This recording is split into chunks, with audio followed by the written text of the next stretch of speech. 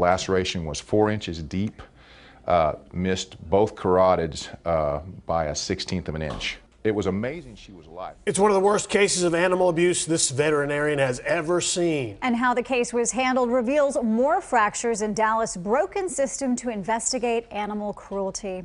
We must warn you, some images in this story may be disturbing. Fox 4's James Rose has the latest on a Fox 4 investigation.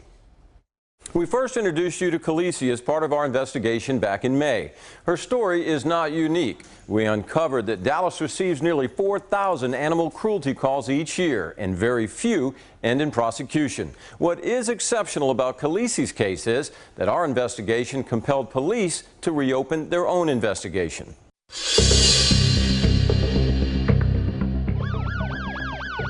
It's a brutal crime with a victim who cannot tell her side of the story. 6 months ago, firefighters found Kisi outside a burning home in South Dallas. The dog's throat had been slit. Firefighters rushed Kisi to Southridge Animal Hospital in Denton.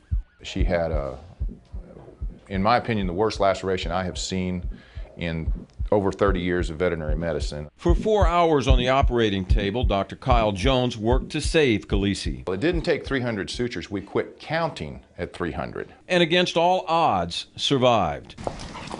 Today, Kisi is ready for an adoption, but still waiting for justice. When animal rescuer Stephanie Timko heard what happened to Kisi, she filed a police report. She was the first and only person to formally alert DPD. What happened next shows how the system of investigating animal abuse continues to fail.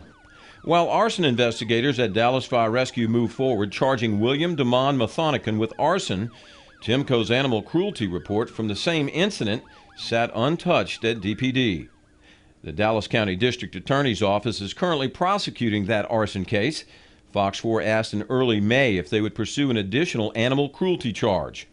A spokesman for the DA's office said in an email, "Since we have not received an animal cruelty case regarding Kisi, our office doesn't have much guidance or insight to offer at this time." 2 weeks later, the DA's office emailed us again, referring us back to Dallas Fire Rescue. But Dallas Fire Rescue does not investigate animal cruelty. Dallas police are responsible for that. So we turned our attention back to DPD, specifically Deputy Chief Robert Sherwin. The city assigned Sherwin in mid-May to lead animal-related efforts in Dallas after veteran Antoinette Brown was killed by a pack of loose dogs. We sent Sherwin several emails asking why Kisi's case had not been assigned to a detective. May 23rd, no reply. May 31st, no reply. June 6th, no reply. On June 7th, Sherwin finally replied, but only to our separate request for an on-camera interview. "I am in training and out of town for the month. Please direct your question to the Public Information Officer." June 8th, we emailed Sherwin and the Public Information Officer. Finally, a DPD spokesperson called back that day saying he'd look into our questions. Now, we later learned that day, June 8th, nearly 5 months after the crime, a detective was finally assigned to the case. Here to over here. Our questions had prompted DPD to take a first look at Kisi's abuse case.